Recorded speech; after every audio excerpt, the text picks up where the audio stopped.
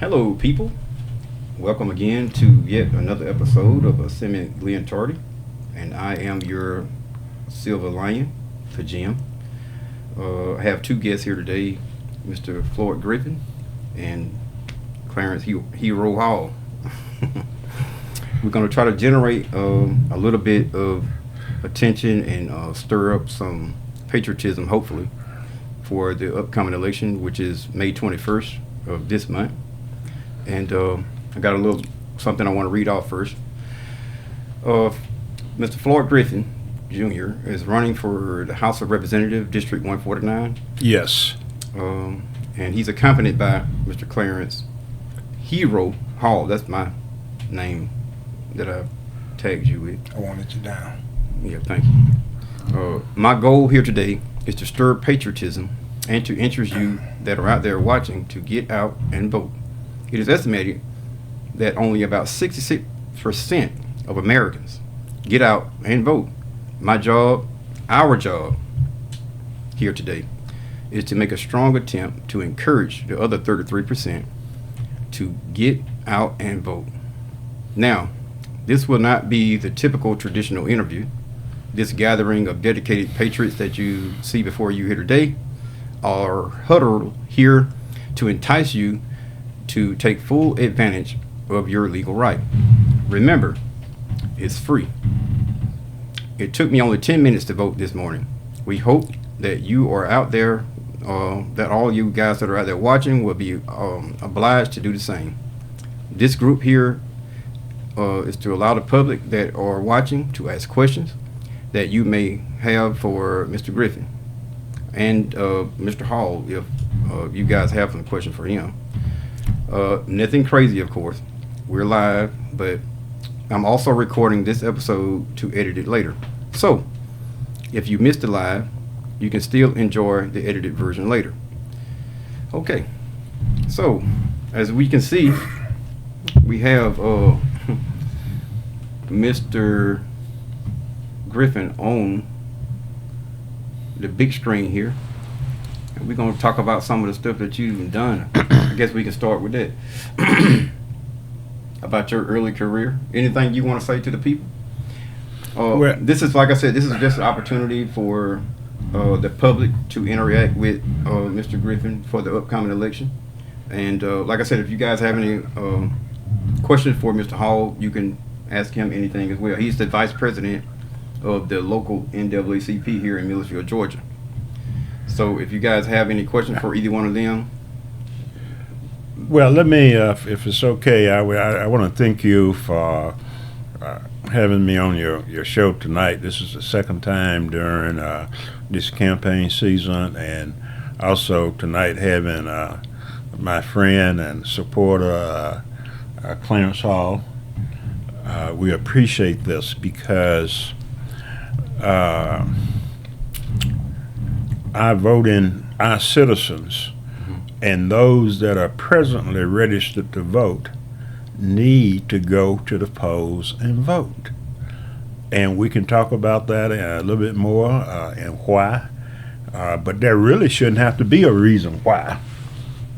Okay? Exactly. Other than, as you stated in your opening, that this is a right and it's a free right. Exactly. It's one of the freest rights we have, because you can go to the polls and vote. You don't have to tell anybody who you voted for. Exactly. And feel satisfied with that. So during this campaign season, that's why individuals like me who's running for office need to come on shows like this and meet with people in their places and talk about the campaign and the things that we believe in and what we hope to accomplish during that time frame that we're in office. So thank you very much for having me. Yeah. That was my pleasure to have both of you guys here again. That was one thing I did forget to mention, that this is both of you guys' second time here.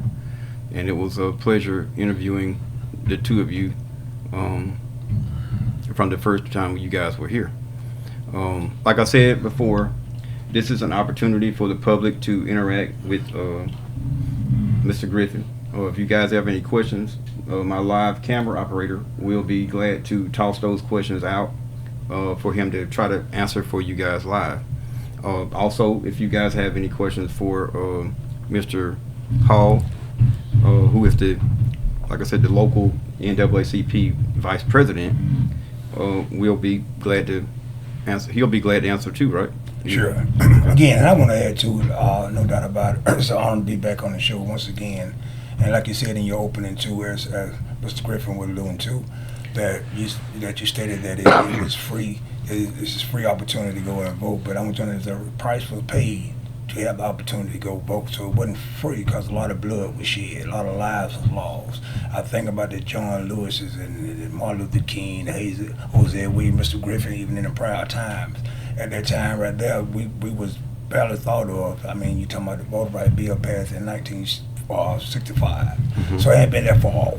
So I'm just saying that's why we got to build a little fire on our people and encourage them to go out and exercise their right to vote. Yeah. Got the same people that died for you to vote, fight for you to read too.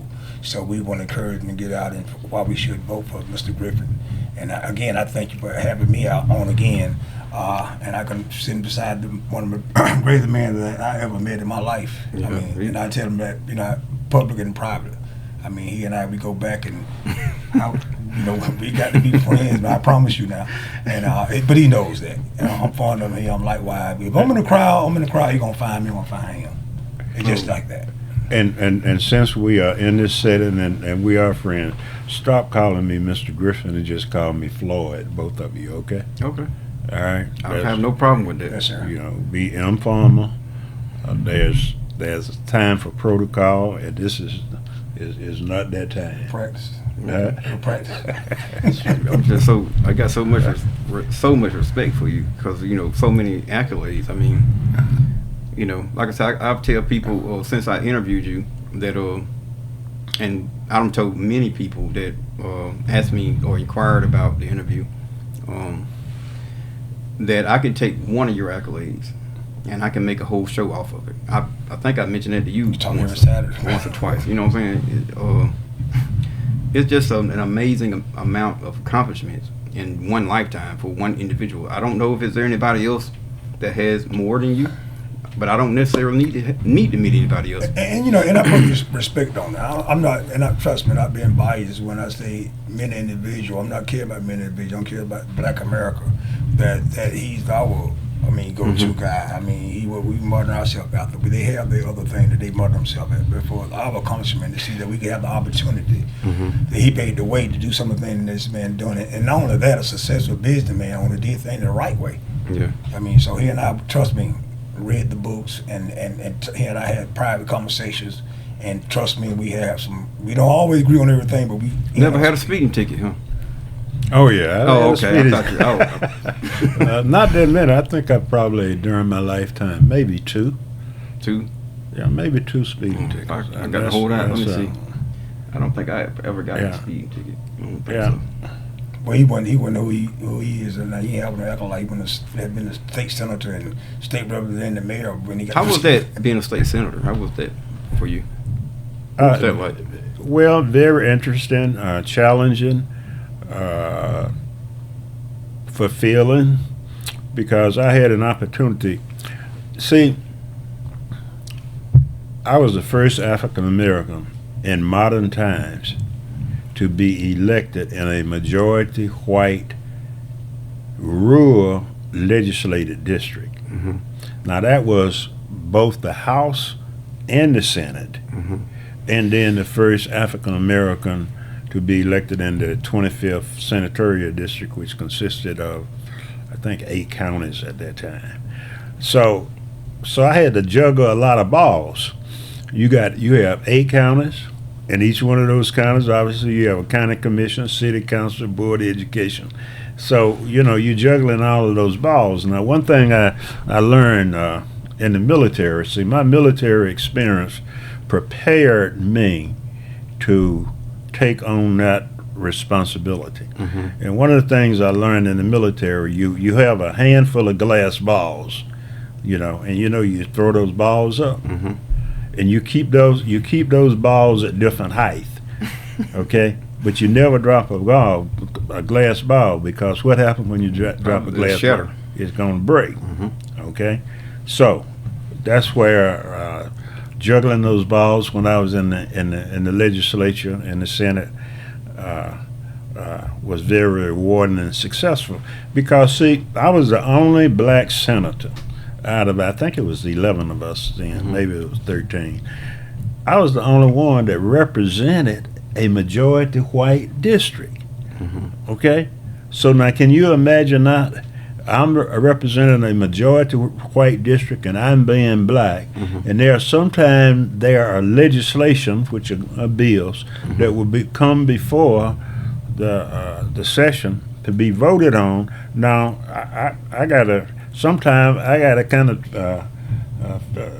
straddle the fence Mm-hmm. to see where I'm going to go to be able to keep my constituents, both on the black community side and on the white community side, pretty well happy and satisfied with what I was doing. But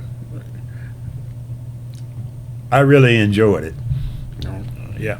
I understand that the House of Representatives is lower than the Senate. That's Well, yeah, that's what they call the upper house and the lower house. Okay. But see, the biggest difference is that in the House of Representatives, the lower house, and basically the same in at Congress, Mm-hmm. the House of Representatives, they theoretically more represent the people. Mm-hmm. Okay, and there are more of them. And for instance, in the Georgia legislature, it's 180 members, and in the Senate, I can't remember, 56 or 59. I've forgotten. I'm right in that. Mm-hmm. So and it's basically the same. You go through the same process. How did you become interested in government? I mean, was it the military career that kind of Oh yeah, that started you in that direction? You know, that helped. As I moved on up through the ranks and moved in what we call senior officers, I was a colonel at the time. And when you get at that level, there's a lot of politics involved, especially in the positions, that some of the positions you have. And working at the Pentagon, that's the highest level of the military you can go. Mm-hmm. From the standpoint of the organizational structure. So one of the programs that the responsibility I had, I was the director of construction and contracts. And this particular program, I had programs going on all over the Army's world. I ran a $2 billion construction management type program. Mm-hmm. So, and then I had to take my budget to Congress, to those committees that had oversight Mm-hmm. over my programs. Mm-hmm. And normally I would go to the subcommittee that was responsible for that, and to defend why I needed, for instance, $2 billion to carry out the responsibility. Yeah, $2 million is a lot. So at some point in time, I was almost somewhere in the Army's world, weekly, at least a couple of times a month. In Germany or Hawaii. Enjoyed going to Hawaii. I had my wife to join me over there.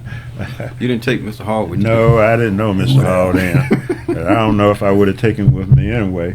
But You just get it. But hopefully, like I say, man, you like anything that you do, and I know even Mr. Griffin, Brother Floyd, or the Griff, you have to be passionate about it. I mean, I think you have the passion for leadership and government, and it's all about change. Mm-hmm. You don't get involved in things, you don't want to see something done better.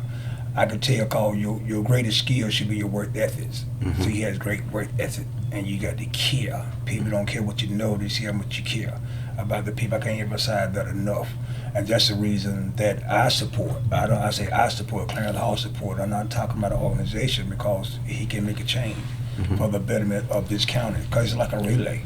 I mean, he has the relationship with the senator to go to the governor and go into the federal agencies that get some of the stuff that we need in Baldwin County. He and I don't had that conversation before. We got to speak of the people, for the voice of the people. We understand you and I have the same conversation. Yeah. What we need. So we have the same concern. We take it to him. His job is to take it to them, and they take it on up and see if we help us out in that area. I mean, because our city government as well has to have a relationship with him.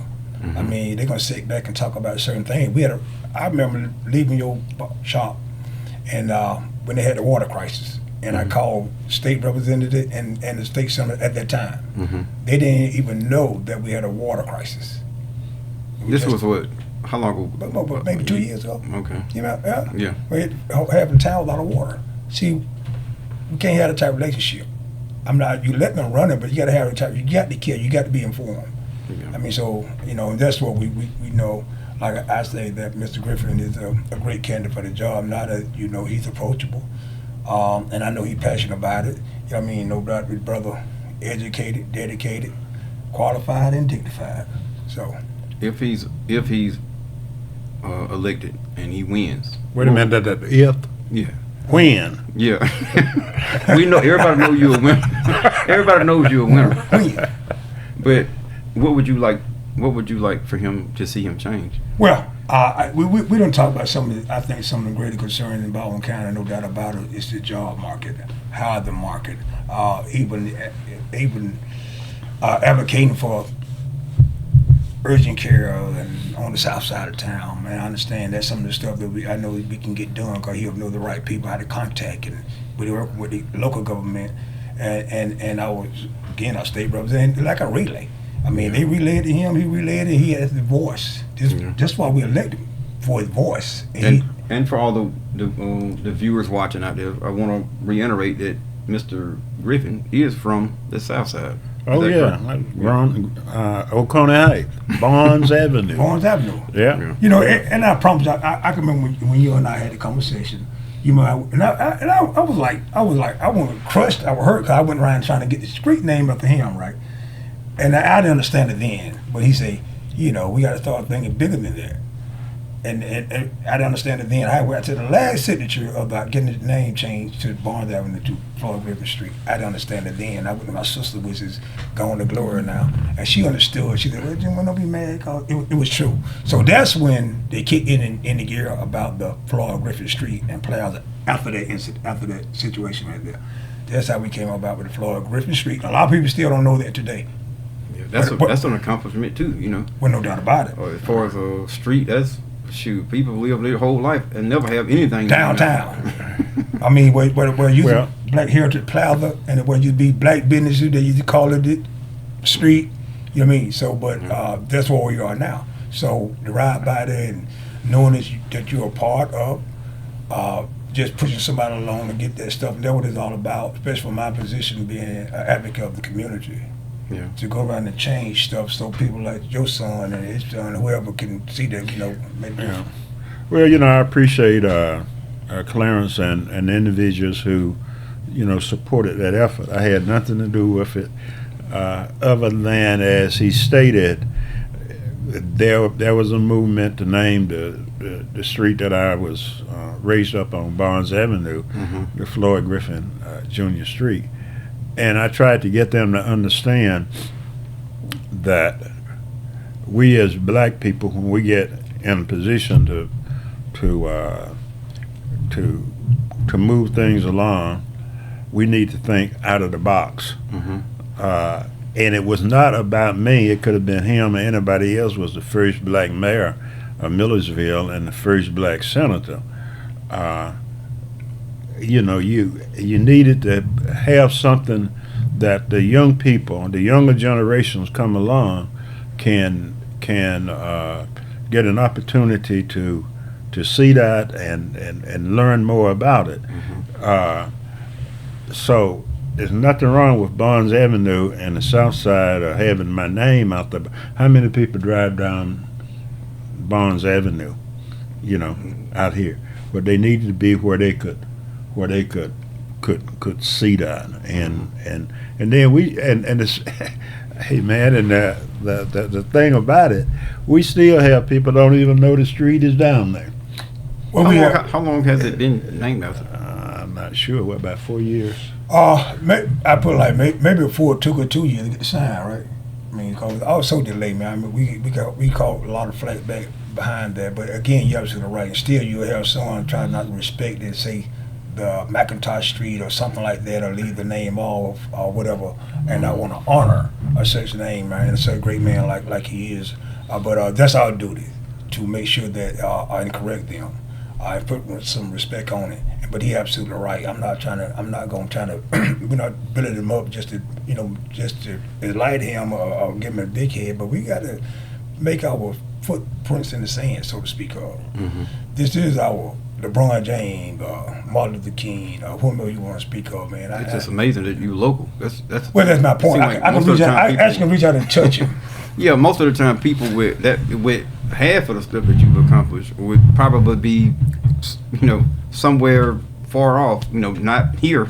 That's for sure. And he's a Democrat, so that says a lot. Because see, when you got money and you got the prestige, you're the kind of persuasion that you get, right? You understand what you're saying, Brother Griff, you know what I mean? But for the I knew this was going to happen. I knew it was going to happen. All right, we'll just leave that alone. Well, stop when I start lying, I'm telling you. But seriously speaking, see, they recruit people. Stop me. Have you ever been recruited? Recruited for what? To be a Republican.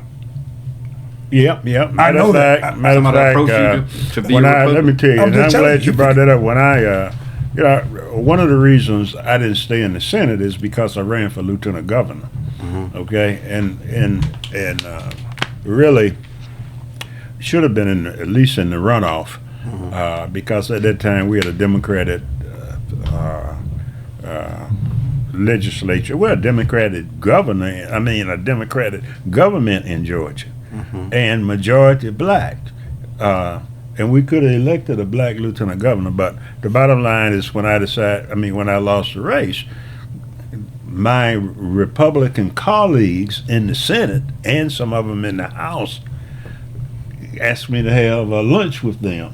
I don't know what the deal was, so I go up to Atlanta. We go to one of those big 5-star restaurants for lunch and wine and dine me, and they tried to to get me to flip to the Republican Party, and in 4 years, the next election, run for lieutenant governor as a Republican. But see, one thing about it, I want everybody to understand this. Floyd Griffin is not bought, okay, and not bossed. And there are a lot of people around here, especially around this area, don't like that, because I'm not bought and I'm not bossed. And there are some people that say I'm arrogant and all of that kind of stuff. I don't care. All I got to do, I try to do the right thing based on my research, my background, and my experience. And see, I don't have a lot of years left. The Lord is going to call me home sometime in the, I hope, in not the near future. For the election. Yeah. Well, yeah, at least let me make it through the election and a few years in the legislature. See, my birthday is coming up, the 24th. 81. No, 80. 80? That'd be 80. Oh, that's right. I'm thinking. The 24th of this month. I don't know why I kept thinking that you were 80 already last year. So all of y'all out there who are listening, go to the polls and vote, and give me a birthday present by electing me as a Democratic nominee for the 149th district. And like he was saying, unbossed. is a great statement about the late Hosea Williams, right? Yeah. But people label people as they please. I'm labeled as someone else. But when you got confidence, people will label you as being arrogant. And you're just confident about yourself or whatever you believe in. Yeah. So the thin line between there. But if you know what you're doing and you're walking in faith, then you have no problem with people passing judgment on something like that. Let me. We don't want to belabor that too much, but let me tell you where that kind of arrogance came from. Is the military. See, one of the things, and especially in the officers' corps, as you were going up the ranks, and it was tough making it to colonel. Mm-hmm. But what a lot of the white officers would call those black officers who are out there really getting things done, they would call us arrogant. But they would call their counterparts doing the same thing as hard charging. You see. So you can't allow those kinds of things to get next to you. You just got to keep on charging. And there are black people that thinks the same way. Yeah. We have one question. Yeah. What are some of the ideas that you have for the kids of Millersville to stay out of trouble? Well, that is a good question. If I had the answer to that, I could be a millionaire. But what we need to do, we need to continue to do some of the things that we are doing in Millersville now, but we need to grow on that. Mm-hmm. I think that there are a number of programs in place now to work with our children, but we got to get our families, the parents, has got to get more involved in raising their children. Mm-hmm. Now, Floyd Griffin, as a state legislator, I don't think there's a lot that I can do directly other than working with what I've been doing in the past, working with some of these programs here to try to get our young people to understand that life is more than now. You got to think out of the box, and you have to think strategically. When I say strategically, long range. Mm-hmm. And our local politicians, they have to play a role in that. Now, what I will do, I will continue to work with people like Clarence, the organizations that we have here, mm-hmm. to and make myself available to be a role model, and try to get our young people to and their parents and older people like myself involved in their growth. What would you say about it? Well, what would your idea be about trying to, First of all, I think we have got to have more opportunities for younger people to itemize the devil workshop. So we can look at what other cities are doing around, and a place like Millersville, just say Baldwin County, don't have no outlets for children. You got the summer coming up, man. We finna build a pool sometime soon, but we don't have an outlet for children. I mean, so they stay in the streets and do stuff of that nature right here.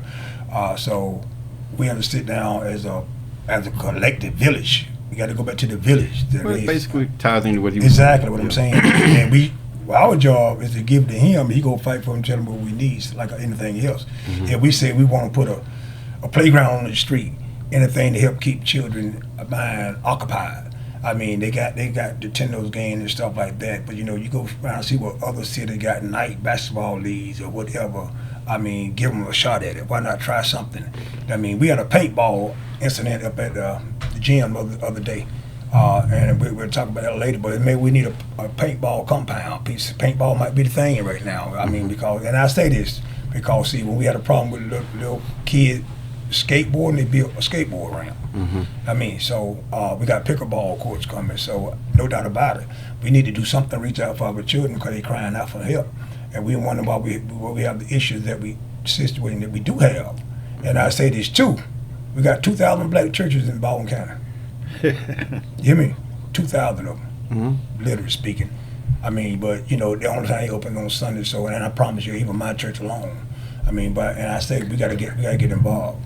We gotta get involved. And it's it's nothing any one person can do, but one person can provide and be out there with that leadership to get it done. And the last thing he said is very important. Our churches, in general, are not doing what they should do in a broad standpoint, not only with children, but in a lot of other instances.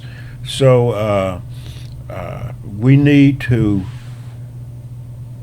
turn some of this stuff around, and we need to get our younger generations, like our Gen Zs, those people that are in the 20s and late 20s and 30s, and then the millennials. See, my generation is gone, pretty much so. But we need those generations that's got to come along and take the ball and run with it. Yeah. But it takes people like me and my generation to try to encourage those individuals to get involved. Yeah. And even going scripture, God called the old, because they know the way, and the young cause they're strong. And so we got to put the old and the inclusive and put them together and make this thing work a better place. You hold song, reach out and touch somebody's hand, make this world a better place if you can. So we got to do that. Well, you take, for instance, we have an organization here called the 100 Black Men. It's been around for quite a while now. We can't get any of our younger black men to join the organization where they can help work with the younger black boys to help bring them up through the life process. Yeah, I try to keep my boys close. So I'm not saying that people don't keep theirs close, but I try to work with mine. Well, we have a responsibility as a parent. Okay, and especially black men. We have too many black women that's out there trying to be both. And they are doing a great job. I'm so proud of our black women, because they are out there doing it, and our black men are out there shucking and jiving and not getting things done. And they're getting jealous of the black women because they're out there moving, man. I'm so proud of them. Yeah, I hope that answered the question. If not, we can get a little bit more feedback from whether or not you feel like he answered your question. But I want to go into another topic as far as when you met Michelle Obama. Another accomplishment. What was that like for you? Well, that meeting her was only probably about 5 minutes. So we were in Atlanta. I met her before I met the president. The president. We were at a event, a function in Atlanta. That was the first Sunday before the legislative session started, and called the hog dinner night, something like that. So she came in. I said, "Hey, man, I got to make sure I get this picture." So I went over, and everybody was trying to get her. So I went over and told her who I was and what I was doing and everything, and she said, "Well, let's get a picture." So got a chance to do that. But it was very enlightening. Say again? Who did you talk to the longest, Michelle or Barack? Barack. Okay. Yeah, he came to Macon after he won the South Carolina primary that year. He came to Atlanta that Sunday. He won it on a Saturday, if I remember correct. Maybe Friday. Yeah, it was a Saturday. But anyway, he came to Macon, and that night, stayed overnight, and I was one of, about 10 individuals invited to the hotel the next morning to meet with him. And one of the things I told him, and it's in my book, my autobiography, in the back, I told him that, you know, I was the first black mayor of Millersville and in the Senate and all of that. I wasn't in office then. And I say, now, you're going to get elected. And I tell you what, you're going to catch hell. And he looked at me and said, I believe it. You know, something of that nature. Mm-hmm. But yeah, we had an opportunity. That was a nice. 2008. Right. Yeah. Man, that was, like I said, those me and Mr. Hall will probably never meet a president or anybody that knows a president, let alone, you know, that's just amazing. That's amazing. Just that right there is enough. It's a lifetime accomplishment for me. Yeah, but you know, everybody, they say that everybody have met someone at least about 3 steps away from meeting someone like that. It's like you and I, we know Mr. Griffin that has said them say he done met someone like President Obama. And was that tedious, or like did you have to go through a security protocol, like Oh yeah. Secret Service protocol? Right. Okay. Yeah. I was just curious as whether or not if you were not with her at the time, because you had already went through that. No, because it hadn't gotten to the point where the She president, required- he wasn't the president, but the candidate needed to have security protection at that time. Okay. Yeah, you aren't gonna go in an area where the president of the United States is located if you don't go through security. Now, when I was teaching at Wake Forest University in North Carolina on the ROTC staff in Winston-Salem State, President Jimmy Carter came down to speak, and you know, being on the faculty and so forth, we had and especially being in the military, had a chance to go over, but you know, they had to. Just because I was in the military didn't mean still living too, isn't he? Who? Yeah. I wonder how old he is, because that was. Oh, I was in elementary school. I think he's about. I think he's 100. I think. But yeah, you know, and he's been in hospice for over a year, man. That's unbelievable. Unbelievable. And he voted too.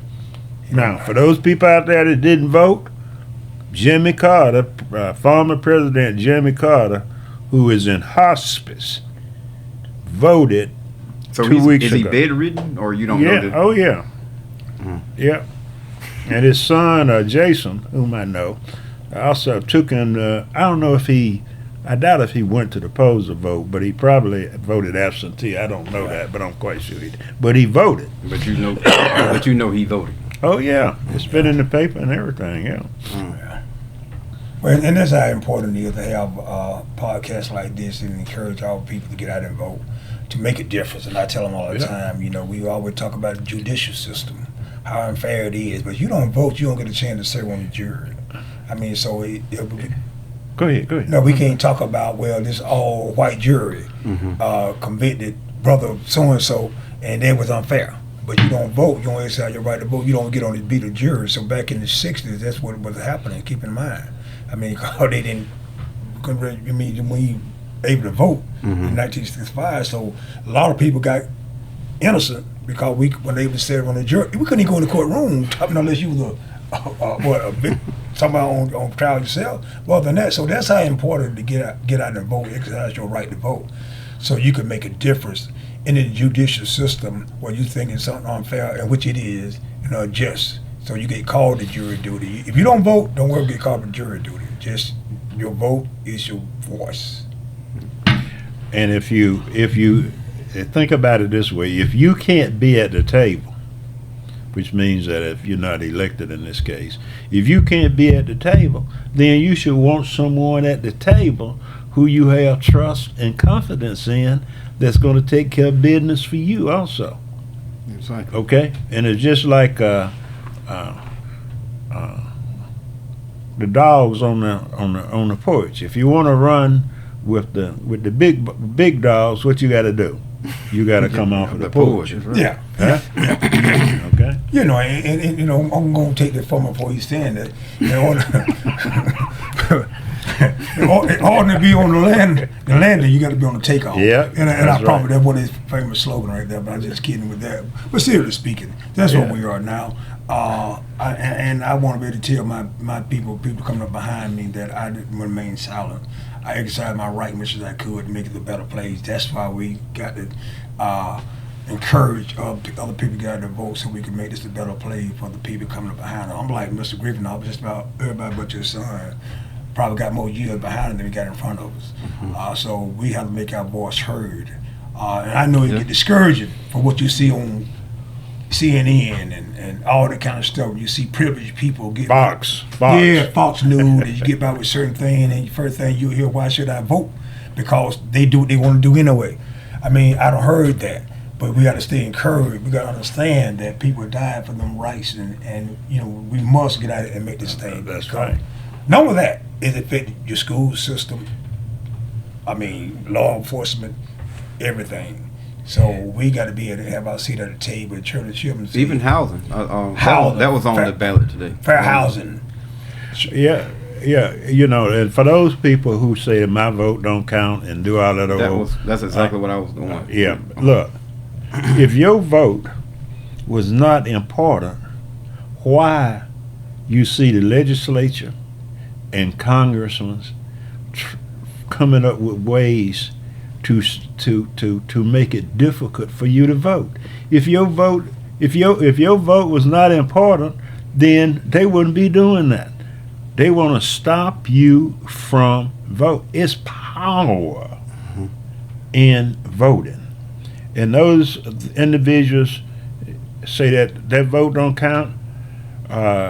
Mayor Mary Copeland would not be mayor if she had not gotten, I think she won by 5 votes. That was what I was going to do next. I wanted you 5 votes. So man, come on.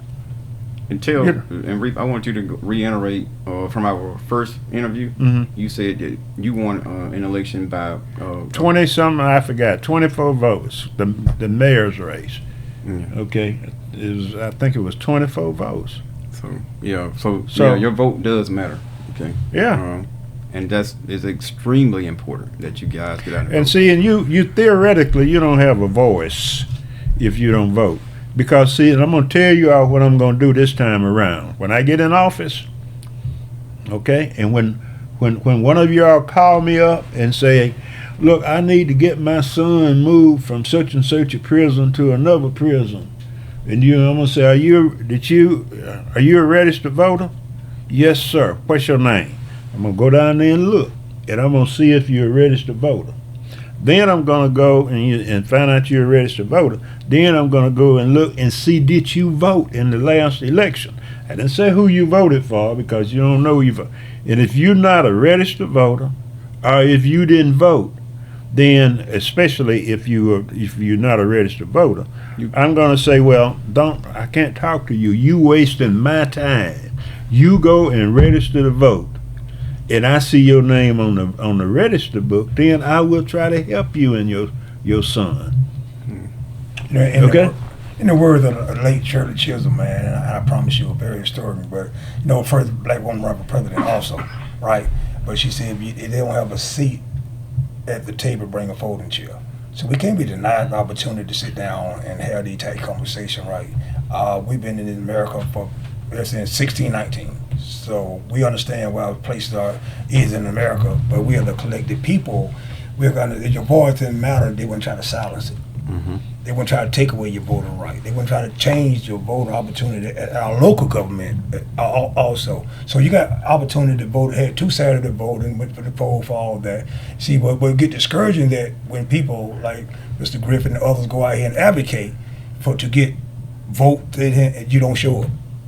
So unless we got free chicken or some rotten food, then you got line around the building. So we got to do better than that. We got to do better educating our people. And I don't just harp on the church, but those are organizations You mean those are organizations that have groups of people every Sunday? And they have a considerable amount of power. They have a lot of power. A lot of power.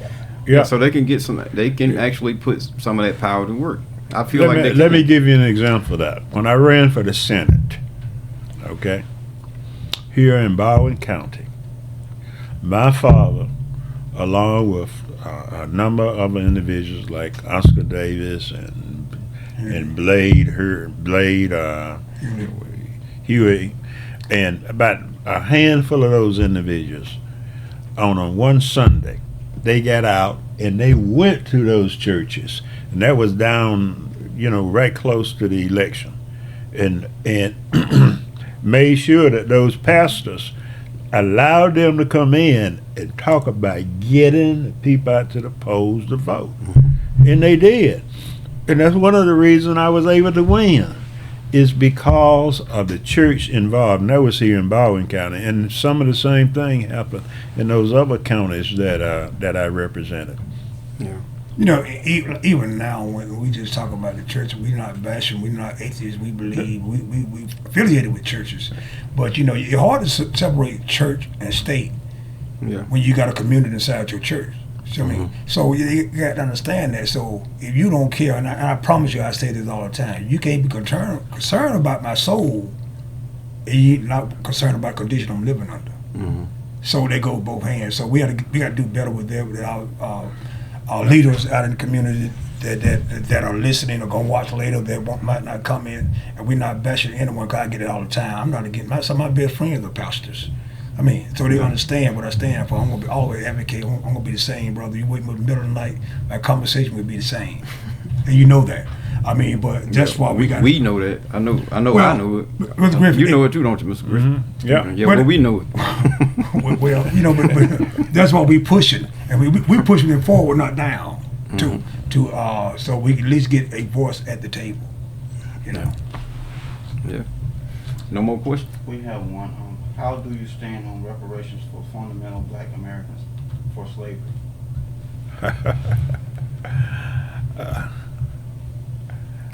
I really don't have I put it this way. That's not an issue that I'm ready to fight for. First of all, it's not going to happen in the Georgia legislature. That is something that would have to come from Congress, So it's not. It's not. It won't happen on your level. It won't happen on my level, and that's not one of the issues that I want to use my energy in, etc. I have a number of other things that I'm some priorities that I have, like women's rights, voting rights, education, jobs. Fair housing. Say again? Fair housing. Yeah, well, that's all. Yeah, fair housing and so forth. So I think that's a very good question, but I just don't. That's not one of my top priorities. You can't see yourself making any headway in that direction. No, not at this point in time. Okay. What do you think? What do you think it would take to make some advantageous strides in that arena? Yeah. Well, first of all, I think you'll have to elect some people at the federal level, at Congress and the U.S. Senate, that are willing to put those put that issue forth and vote on it. Yeah. So that is a question that we need to bring up to the next time that we have senators running, and even the congressional people that are running now. I bet you there are people here that don't even know who our congressperson is. It's Scott. Okay? So that's where that issue need to come. Now, if it becomes a movement here in Georgia, I would join the movement. Okay? Yeah. Go ahead. Yeah. let me give a shot at the question, and I do believe in the 40 acres and a mule theory, and I promise you, but we got to be educated more on to that, and we understand, because I think we can handle mass incarceration and turn that thing around. It is going to be putting vindicating to some of the stuff what we're talking about. We got to understand what we're talking about when we talk about reparations. I mean, that once was something was given, it was taken back. Yeah, I'm an advocate for it. Don't get me wrong, but we got to educate, because we keep educating the current generation in European mindset. They won't even know anything about reparation anyway. They've been forgotten all about it. So, but I do understand that someone that have the question. I'm one of those too. Still looking for the 40 acres and a mule, but you can keep the mule. I could take that 40 acres now because nobody uses mules. But really, I understand what they mean about the reparation of Black America. And I say to the brothers and sisters that had the opportunity to get their PPP loan, that was your reparation. And You think that's what it was? no, that's just a joke, but I'm just saying. That was a great question. No doubt. That particular watcher yeah. proposed, because it overlapped both of you guys. Yo, But if you could get reparations, what would you suggest the reparations be? You know, like, what do you think it would? It should be. I really don't have any idea What of what I would want it to be. That needs to be a general discussion of what we as a Unified nation, maybe. well, not necessarily unified people. Yeah. What do we want? I don't want no mule, and I don't want no 40 acres. I want more. I would want more than 40 acres after all these years. Yeah. So I'm not sure. Do you think it need to be monetary? well, I tell That you, question I'm posing for both. Well, of you guys. okay, I can see. Well, it probably would have to be monetary. yeah. Yeah, And even with that, what would your I mean, take? and we can talk about reparation, but I think most important to have liberation, because you can give a man $2 million if he's not educated to spend it, he's gonna just throw it away anyway. I mean, so we got to understand how important to be liberated, and that means come together. We build our own hospital, we do our own thing, because no need give people reparation. They take and put it in the white man bank and do things for that, and all change their ways of thinking and stuff like that. So you can give your son $25. If you don't teach him how to save money, then it won't profit anything. So I understand reparation, but we must have liberation first to understand what reparation is all about, and to maintain whatever they give you. I don't care what it is. If you don't take care of a car, I got a question I'm gonna pose both of you guys. Okay. Okay. You can take turns answering it. I want you guys to relay to the audience, if you could change one thing, you got the power to change whatever it is. You can process it first, but I want you to tell me what it would be for you to, if you could change anything in the world. You had the power to change anything in the world, and I want you to do the same. I want to get the audience a view of you from more than likely, I'm assuming you're going to come from a political aspect, and you from the pro-black aspect. Okay? I'll take that. Okay. So you guys can process it. You can change anything in the world, one thing. And I want an answer from both of you guys. But like I said, you can take your time to answer. I'm ready. If I go spiritual first, where the scriptures say that those last shall be first, and I see a time where people won't be judged by the color of their skin, but the content of their character. I mean, so if I could change anything, that's why I see equality across the board. I mean, but I don't see equality, but at least to be fair about it. I mean, that's what I'm about. I mean, so I could change the outlook. If you see a young black man, I mean, you just take it just in Florida alone. See a gun in our hand is an act of violence, but a gun in the same white man's hand is the Second Amendment. So that's what I'm trying to tell you, to change what you see stuff when you look at you or I or your son and a black man. Mm-hmm. I mean, so they got to understand that right there. So that's what I could change. If I could change anything, how they view black men, and that's why you have the max incarceration rate where is that now, and how they advocate to do certain things and stop our reproduction rate. Well, they show certain things and encourage us to, it's okay, I don't care who you love, I mean love who you love, but two men, two women not gonna produce a child. Just that simple. You can adopt all you want. No. Okay. Well, If if I could change one thing, and we're talking about, and not necessarily, this is not necessarily a political. It doesn't have to. Yeah, be. it's not a political I just answer. assumed that would be not a political answer. If I could change one thing, Mhm. is that we have a color blind America. Okay. Okay, and if we could change that, which I don't think we will be able to, definitely not in my lifetime, but we can move toward that because it's too much hatred, too much. It's not enough love that's going on. Hatred. Yeah, it's hatred now. I would just do away with all hatred. Yeah.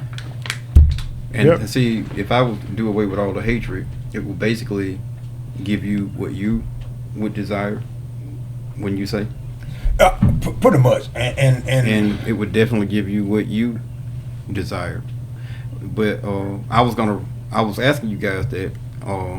I love both of y'all guys' replies, man. Don't get me wrong. Y'all guys had some great replies, but I was hoping that I could just get, that just get rid of the hatred. I think we'll get rid of all. Well, we'll get all of us here with. Well, yeah, because see, we got hatred right in our race, in our community. Doubt. Exactly. So okay, it would not only give you guys, the racial separation. It will also, get rid of the genocide that's going on. So, I think the hatred. If I could remove hatred, that would be one thing that I would just eliminate the hatred. Well, I mean, and I promise I do understand that, but you go back to one or two scriptures. You go back to the Cain and Abel days. You have them situation right there. I mean, but people hate what they don't know. Yeah. I mean, they well, that's basically what. Well, that's basically what being racist is all about. No doubt about it. Because like you're basically prejudiced. You're right. prejudging somebody or prejudging a situation before you even got a chance to operate. Yeah, but that hatred goes deeper than that. We in our own community, we have a lot of hate going on. Mm-hmm. Within a lot of our families, we have hate going on. Yeah. So we need to be able to turn some of that around ourselves, Yeah. and in this whole country also. Yeah. Well, and I say this, and being a historian I am, when I hear what like you're saying, where we I've been taught to dislike each other some various reasons, and you go back to allegedly Willie Lynch theory letter written out, how do you control the black slave, and they're still relevant today. I say just look at the podcast where Sterling Sharp and Shannon Sharp and Shaq going at it. Mm-hmm. Both of them got plenty of money. Why y'all doing it in front of the children? You can't get along. Who care about who got the most money, who got the bigger house? I don't care. How you living? Yeah. I mean, people trying to get there. So we got to stop that ignorance right there. Yeah. I mean, that people watching at a stage like that. If they can do it at this level, what do you think they're doing at the pool hall, on the basketball court? If y'all arguing like this with all the accomplishment that you have, and you talking about who got the most money, who done did this right? One played basketball, one played football. Both of them become. Can you relate to that? See, that's that again, the theory to play us against. I shouldn't like this brother or you. All the accomplishment that he has, I shouldn't like him. Yeah. Just as simple as that. You think you all that. Cause you. I just think I can't imagine about it. Not admiring this dude's accomplishment, man. Wow. I can't imagine it. I mean, you must be retarded. If you're gonna deny this man his admiration, you would have to actually be, if not on the brink of retardation, but I think you would have to actually be retarded. Well, I mean, or suffering with Down syndrome. Well, and not want to, and that's our job. Like I tell you, to celebrate the brother in life. So I want to celebrate the life, and I say that too. That's why I wanted him to smell some of the roses while he was alive, and not get me to talk about renaming something with people dead. Same thing with the Jane Lumper Gymnasium and gym. I want people to be able to see the fruit of their labor. Yeah. I mean, who gonna know about this brother when he going with chicken kicking up Daisy? And I'm gonna do the sermon. We already got it right. No kid, no. But seriously speaking though, we want this brother to see the fruit of their labor and let you know that people thought enough to say we appreciate you, brother, and even give you your last rodeo. I mean, I hope you stay around for 180 years. Oh, but man. you have admirations to. Think you got another 100 years in you? Probably 50. Yeah, I don't be pushing him. But if he had admiration to want to go out and serve for the people, because I tell you, now we all can be great, but you got to be able to serve. You mean we should give him a chance. And that, like I said, he's qualified. He will be in pretty decent shape. Drinking it to you every day up that. I don't believe you can do more chin-ups than I can do. Nah, he ain't gonna do no shit. He don't do enough of that. But he drinking green Enough tea. of what? Chin up. I can do some chin-ups. I know. Push-ups. They put the cover up. They don't count. But seriously speaking, like the reason why we're here, I think that no doubt about it that the brother is the right guy for the job. Nothing to get all the other candidates, but he's proven. Yeah. I mean, when people He's been battle tested. he's been battle tested. I mean, so that's Are you still a pilot? By the way, you still is your pilot license? You have a pilot license. Is that correct? Well, not really. In the military, you didn't have to have a license, and I didn't fly, in the civilian life. Okay, so you've never flown since you exited the military? No. Okay. No. You think you can still fly though? Helicopters, that's what I flew. Mm-hmm. Oh, yeah, I think it's almost like riding a bicycle. You got to get used to. Yeah. If you haven't ridden it in a while, you got to refamiliarize yourself with it, and you can take them right on off. Huh? Yeah, but I make sure somebody's sitting in that other seat in case not Hero Hall. No, not at all. Not at all. Now, who else would you want to be your co-pilot, bro? Huh? Nope, Hall. You can think of several co-pilots better than him. Huh? No, seriously, really speaking, man, I promise you, even on some of the pictures you got here on your display right Yeah, here. we got some nice little pictures of him over here. Right. Gracious. He's about some gracious, like he's shocked. Yeah, I see one. That's Jimmy Carter's grandson up there on there. Right here? Yeah, Jason. Yeah. Outstanding. I mean, I'm just telling you, just being around. I was there that too also. Yeah, I should have said President Jimmy Carter. I didn't mean this. That's what you should. Who is this right here, man? He was that making it Where? right here. That? Mhm. That's me. I know that is. Yeah, bro. but who you talking about? I'm talking about. They was at the tech school. Oh, that's when I ran several years ago. Okay. He came down to my kickoff. Okay. Yeah, ran for a house seat. So this guy right here, Yeah, that's Jason Carter. how old is he? Do you know? Oh, no, I If you had don't. to guess, he's younger than you. Oh, yeah, much younger than me. He ran for governor several years ago. Did he win? No. Okay. I see the Cooper Hill crew back there. Who? The Cooper Hill. I mean, sisters back there in the back. Oh, yeah. I mean, I'm just saying how powerful the churches are. Oh, They yeah. have families, you feel me, that it's important to reach them. Yeah. No more questions? Okay. All right. So how long has it been, Jerome? 1 hour, 3 minutes. How many? 1 hour, 3 minutes. Okay. All right. So we give y'all guys the opportunity to speak with the man of the hour.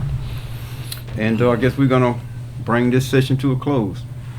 Okay. If anything, y'all have any more last statements, y'all welcome to Yeah, I would just want to thank you very much and thank those individuals who was viewing, not viewing, what do you got, visible. But what I really want to do is encourage you all to go to the polls and vote.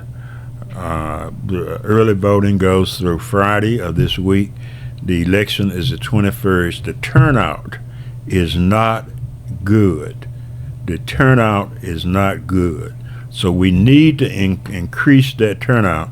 If you want me to be your Democratic nominee, to go up against a Republican in November, you got to go to the polls and vote for Floyd Griffin. Yeah, I was the only one voting today. I actually had the office to myself. Yeah. So What time did you go in today? I think roughly. it was early this morning. This morning, It was okay. probably around 9:30, somewhere. around Okay.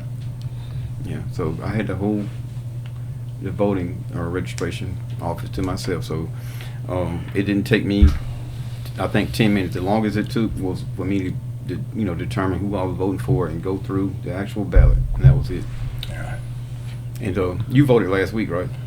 Probably 2 weeks ago when it first started, I went up there and voted, and like you say, it wasn't a crowd, and like I say, even though the numbers are down, I no doubt about it. I think we come out victorious, but we must, like I'm saying, encourage someone to get out and have that conversation. Let's talk about it in your churches, and you do your closing argument, and you do your announcement end of the service, and let's talk about that type of thing that impact your community.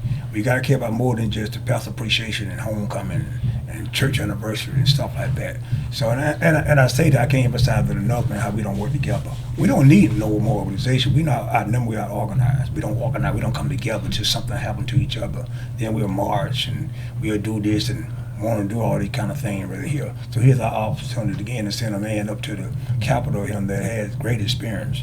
I mean, so, and willing to go and be the voice for the voiceless in the community.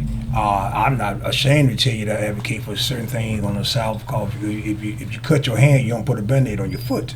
So we need some attention on the South side of town, and he and I talk about it all the time. So I relate to him. I know he has the right people to say, well, look here, so-and-so on the side, they said this and that, da-da-da. We get questioned about smaller thing now. Why so many roads being done on District 2 and different, you know why? Because they've been overlooked so long. Yeah. You don't need them up there on the north side of town, east side of town. So that's why we got to send a qualified candidate like Mr. Griffin up to the Capitol to be a voice for the voiceless. I mean, so do not get discouraged. I promise. Do not grow weary or well doing. I promise you. You got to hold out. I mean, I'm just telling you. So I've been there before, but I like to have conversations. I don't like to, I try to limit myself being around people that can be optimistic. Mm-hmm.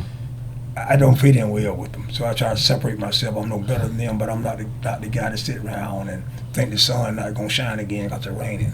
Yeah. It will shine again. So hey, stay encouraged. Go vote for my man Griff. I mean, he my main man. He one of my greatest supporters down at the detail shop. I mean, Okay, Ray, we got you, Reverend. but see what I'm talking about? But he come down there when he want to vent. Well, but we go back. We had some of the conversation, man. But I love the guy, man. That's what we have to do, and I respect him too now. But he and I might not agree on everything, and we don't. No one should. Yeah. I mean, you and I had some disagreement, but we still have each other professionally. The respect we have for each other. Yeah.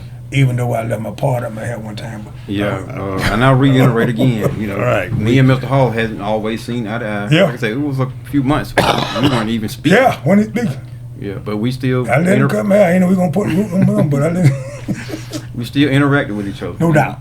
But as a matter of fact, and Brother Jim, he was before they got off the ground. You and I had the conversation. Before you thought about what I've always been the first guy, and I yield to you, brother.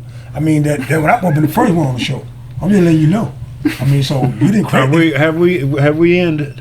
yeah, we're about to. Well, y'all be good. Y'all stay safe. You want to stop your live?